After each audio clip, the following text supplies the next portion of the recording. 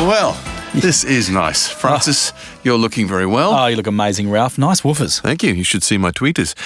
Well, I'm Ralph Van Dyke, and I'm the co-founder of audio specialist agency Eardrum and Resonant Sonic Branding. I'm Francis Cody, Chief Marketing Officer at Havas Media. And as you know, this session is about harnessing audio's power to engender love for your brand. Yeah, so we thought, why not put our money where our monitors are and do the entire presentation in sound? I mean, there's no need for you to see us anyway. We'll be the Daft Punks of marketing. Oh, nice dad joke. Thank you. And plus, we're all listening more to everything. Audio plays a much more critical role in our lives, and we're getting used to using it differently, right? Hey Siri, read my emails. Alexa, start my day. Hey Google, book my Uber. Yeah, and so sound is more important for a brand than ever, especially with all the audio-rich platforms like TikTok and YouTube, Instagram stories. Each one is an opportunity to build relationships, not to mention build brand salience and stand out from the competitors, especially in categories that are being disrupted, like financial services. So there's this tremendous opportunity for the ones who take steps to make their brands audio-ready. Okay, so we're going to show you how audio is so effective at boosting love for your brand. But it's worth recapping why. Why is it important? Oh, and there are loads of studies and stats, like it costs 6 times more to attract a new customer than it does to keep an existing one. A 5% increase in customer retention can actually boost profits by up to 95%. And even the White House did a study that showed repeat business is worth 10 times as much as a single new sale. Unfortunately, that study was also stolen by Donald Trump when he left the White House. Very topical. I like it. Good. So we know it's really important for customers to love our brand. So how do we do it, I hear you think? Well, it's not by telling them about your latest product feature or price point. It's by tapping into their emotions, Ralph, getting them in the feels. Because 75% of customers say they make buying decisions based on their emotions. If you can find a way to connect with your audience emotionally, you're more than halfway towards converting them into loyal customers, customers who will also recommend your brand. So brands need to find a way to really tug on the heartstrings. So Ralph, what's your all-time favourite love song? It would be Saturday Night by a band called the Blue Nile. So why does this song do it for you? Okay, well, I heard this song for the first time when I was in my 20s. I was living in London. I had my first serious girlfriend who ended up moving to Norwich to study, which meant that I only would see her on the weekends, and I would listen to this song on repeat on the drive up. Is that a tear in your tweeter? No. When we hear a song we love, it really activates the entire limbic system, the area involved in processing emotions and memories. There's no real visual stimulus that comes close. Oh, and speaking of music, we'd like to introduce you to Matt Dixon of SCA. Now, SCA's radio stations tap into music's power every day. So we asked him to tell us a bit about how music has been used over the years, in fact, over the last 60,000 years, how we process it, and the benefits of advertising in a music environment. Ladies and gentlemen, please welcome our guest speaker, Matt Dixon. Here he comes. There he is. There he comes. Nice. Look at him. Wheels. Wow. Thank you for noticing. In an effort to decrease our carbon footprint, we've decreased the size of our Black Thunders. I can see. I guess the only drawback now is we can only give away icy cold can of Coke, singular. As Ralph said, my name is Matt Dixon. I'm the National Head of Creativity at SCA. Audio has always had a unique relationship with the brain. Before the written word, the spoken word and song were used to navigate the vast landscape of this country. Indigenous cultures used songlines handed down through generations to guide their way, both physically and culturally. When travelling, songlines would discuss landmarks to navigate by, what to find locally for food, and other useful information. This particular songline we're listening to is part of the Seven Sisters songline. The story stretches right across the middle of Australia from Roebourne in WA to the East Coast. Our short-term memory can only hold about 7 units of information at a time. But with songlines, because the map was embedded in the song, it was easy to remember and pass on. If you lost your way, you simply sang the song. Our brains have the ability to encode and remember long pieces of audio effortlessly. Thousands of years ago, it was songlines. These days, it's the lyrics to Cardi B's WAP. As well as bringing back long-forgotten memories, music can trigger strong emotional responses too. The right song at the right time can make people laugh, cry, or increase dopamine levels the same way illicit drugs can. Music can even activate your brain's pleasure and reward systems and send a pleasurable chill through your brain that scientists have been able to see on an EEG. Studies have shown that audio storytelling can be much more powerful than visual storytelling because listeners automatically put themselves in the shoes of the storyteller. Without the pictures, your brain feels much more like it's you telling the story, so there's more empathy for the subject matter being experienced. Hopefully in just a couple of minutes and using only sound, I've shown you that audio can be a very powerful medium for brands when it comes to encoding to long-term memory and getting an emotional response from your audience. Thanks for listening. Please give a round of applause to Matt Dixon. Drive safely, Matt. Okay, let's dive into the nitty-gritty. What are the most effective ways for a brand to use sound to generate love? Starting with composing their own song, a brand anthem. Brands are always using different tracks in their ads, but more and more they're composing original, ownable brand anthems.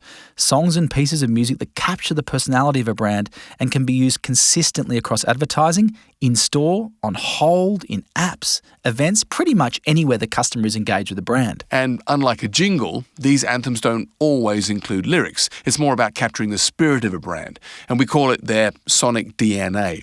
Here are some examples of a few brand anthems in the last 18 months. So these are new ones. You may not necessarily recognise them. Starting with the Australian Open. So their sonic DNA was Blue Sky, Aussie Spirit and Premium.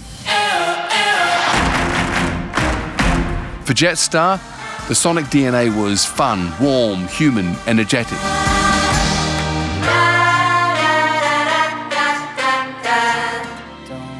For Belong Internet, it was more of a traditional song with some playful lyrics. And the brief for them was to create a love song that celebrated the wonders of the internet. In your unlimited da-da-da, you fill my phone with apps and memes. Now I español habla. I never... And finally, Canva. And, like the product itself, the brand anthem is all about being inspiring and empowering. And when a brand has an audio asset like this, agencies find ways to incorporate it across all their advertising and marketing. It really does inspire us to find new and kind of unexpected places for the brand. Not just to show up, but, express its personality. Whether it's on a smart speaker. Alexa, what are the office supply stores near me? I found a few office supply stores near Manly. Start designing for free at canva.com. There's media publishing. Or a sponsor on a Twitch channel. Today's stream is brought to you by Canva, which lets you seamlessly add your beautiful photos into presentations and posts. You can start designing for free at Canva. It can take a year to establish these brand sounds, but once they are, they'll improve the impact and engender love even in shorter ad units and on smaller screens. So while a brand's visual impact is reduced on a tiny screen, its audio can still be in high def and 8D, fully immersive, filling 100% of its audience's attention. And every time that Canva audio logo is heard, it triggers the empowering, inspiring emotion of the brand anthem. And this isn't new. Brands like Tui's were doing this back in the 80s. I feel like a Tui's drop through. McDonald's has done it brilliantly for decades. Ba-da-ba-ba-ba. As has Qantas.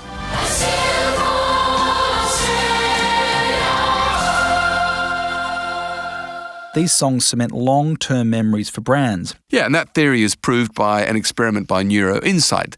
They played Intel's ads to 2 test groups. That's right. One with the iconic Intel chime,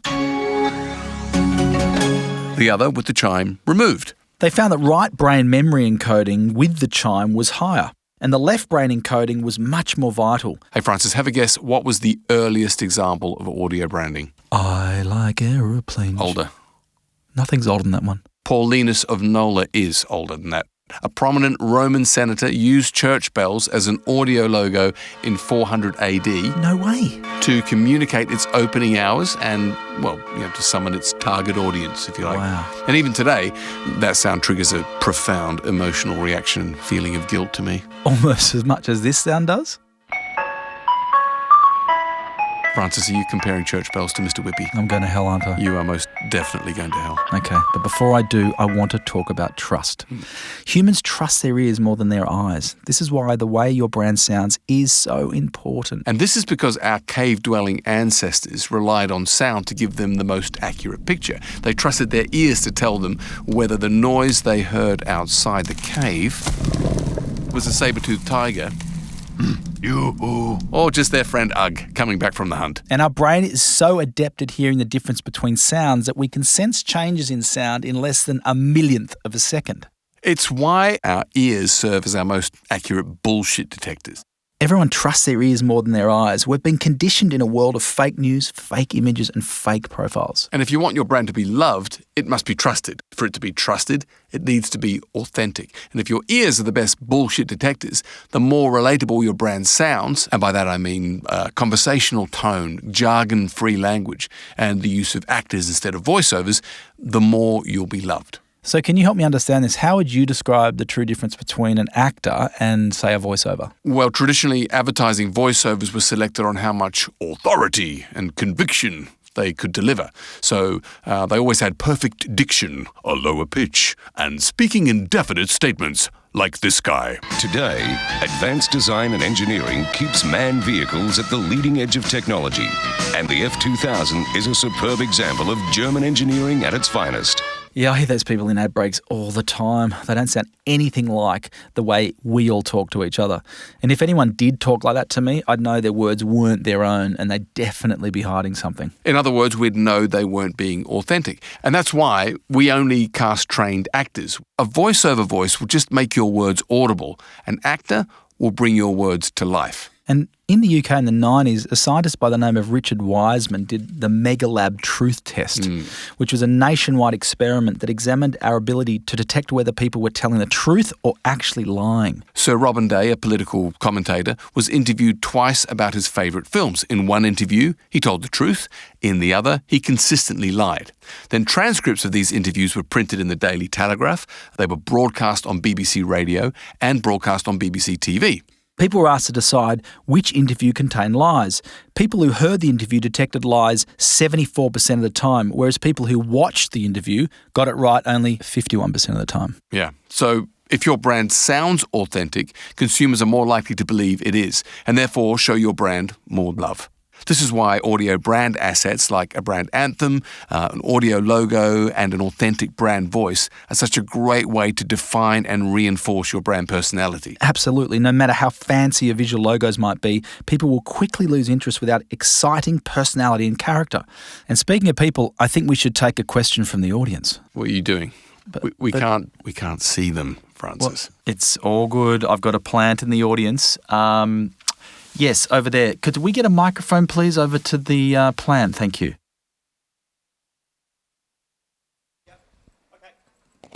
Here we are.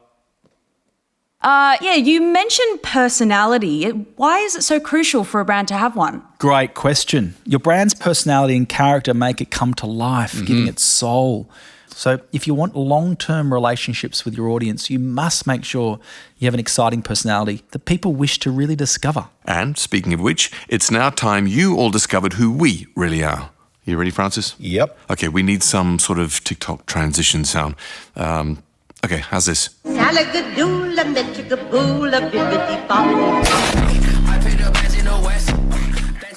Oh my God, it's good to be out of that speaker, That feels so much better. It's nice to stretch our legs finally. Oh my God, I can hardly move. You're much taller in real life, you know Am that? I? Really? Hello everybody, round of applause for Ralph van Dijk. And Francis Cody. You're probably thinking, who are these crazy people? We're going to play you 3 snippets from 3 really much loved brands in Australia right now. And I'm going to go to the audience and I want you to have a think in your gut. What comes to life in your mind about the personality of the brand? Yeah, think of it, evaluate it like a consumer as opposed to a marketing expert, which I'm sure you all are. So just go with your gut. So here's the first brand to listen to. Slovakia, ancient land of castles, hedgehogs, this guy, and an average internet speed that's faster than Australia's. All right, well, here we go. This is not a plant, by the way. What's your name? Frank. Frank. Round of applause for Frank, please. Now, Frank, first of all, what's the brand? Is it IINet? Round of applause, IINet. Now, when you hear that, what comes to your mind and what elicits emotions around the personality of the brand? Is that the Meerkat ad? No. When you hear it, forget the brand, what do you feel? What's the first thing you feel when you hear that Irish accent? Nostalgia? Nostalgia. Challenging, yeah. Well, Yeah? I mean, think about more of a consumer response. So I think the voice sounds quizzical, it sounds unique. It's got a very distinctive personality, and it sounds sharp and intelligent. All really good personality traits for IINet. Okay, let's listen to the next brand. Easter, great time Easter. The Easter Bunny will be coming in and hopefully, if the kids are lucky, bringing them chocolate. Polycarbonate roof. Now, if you don't know this one, you may be fired. What's your name? Carolyn. Hello, Carolyn. Do you know what brand it is? Bunnings. Round of applause. So when you hear that, what comes to your mind straight away when you hear that sonic branding? What's the personality of the brand that comes to your mind? Well, it's a team member speaking, so it's that sort of approachability of the staff in there and... Warm. Yeah, absolutely. Yeah. I mean, the use of staff to communicate the messages makes you relate to the brand more. It is definitely more approachable. The people that you see in the ad are also the people that you go and see on a Saturday and Sunday. So it has that conversational tone and makes the brand much more warm. So that's a great personality trait as well. Now, neither of those brands mention the name of the company, but you could tell immediately who they were and the personality of the brand. Let's have a listen to Number three. third. Now, this is a hard one. You're all like, what the hell is that? Should we hear it again? Let's hear it again. Now, this is only a year old, this one. It's brand new, pretty much brand new in the sonic world. Over the last 12 months, it's been rolling out. If you don't know, I'll just ask the question. What's your name? Scott. Scotty, how are you? Do you know? No idea. Okay. What comes to mind, doesn't matter if you don't know the brand, we will reveal it shortly. What comes to mind when you hear that? Activation or turning on something awakening. Something awakening. Good. Oh. He was actually asleep. I think we just activated the guy in the front row. Non-activated. Okay, but the brand is actually Kathmandu. And as Francis said, that's only a year old. We developed that about a year ago, and it's still in its establishing phase. But the instrumentation was made all out of natural sound. So there was a bird song, and then some percussion, which was wood, which makes it sound almost like you're playing a tree trunk. And all those sounds communicate outdoors and a personality and a spontaneous personality without communicating what the brand name is. So over time, those will be the triggers that you associate it with. Now, we're going to do a little experiment. It's going to be a live brief. Are there any media planners and buyers right down the end? Wave your hands down there. My God, they're not here. Any planners or buyers or planner buyers? Wave your hands down that end. Any? Okay, I'm expecting a loud shout. Where's that lovely logo up on the screen? Here it is. There it is. Is it up there? Okay. Yep. Can you shout out what that logo is? Anyone? There we go. Great. Fantastic. Round of applause for the media team. Right. This logo doesn't have any sonic branding. So Ralph and I thought, why don't we do a real-time brief, super quick, and try and add a sonic branding position to the logo. Okay, so Rip Curl, established in 1969, a lot of authenticity to the brand because it's been around for a long time. So we could find a sound that captured that heritage of the brand, and that could go something like this.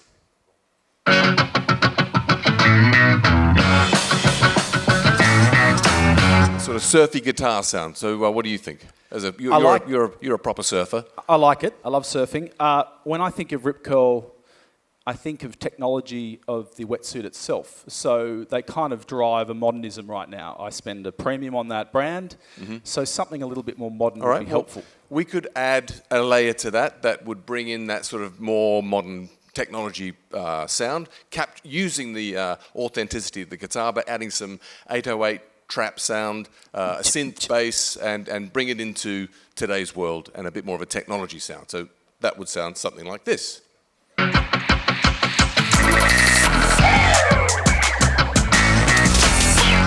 There's your fancy wetsuit.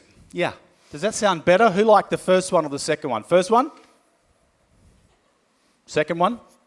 Yeah, there we go. There we Excellent. go. So consider how you could use the power of sound to engender more love for your brand and create audio assets that will do that. And then you can have more opportunity to express it in different parts of, different media opportunities. Absolutely. And the media planners and buyers down there, just think, if a brand has a sonic identity, think about how you'd use it. You could use that sonic identity against, say, Hot Tomato up in Queensland when they're doing the surf report, or place that within, say, a surf playlist within a listener experience on a streaming platform, for example. Yeah. So have a think about where you can place that. And then in 5 years' time, when a couple of random speakers come up on stage like this, it could be your brand that we're talking about and referring to it as one that got it right when it mattered most. So, on behalf of the MFAs and Havas Media Australia, and Eardrum and Resident Sonic Branding, thank you so much for listening to Lovers in the Ear. Thank you very much.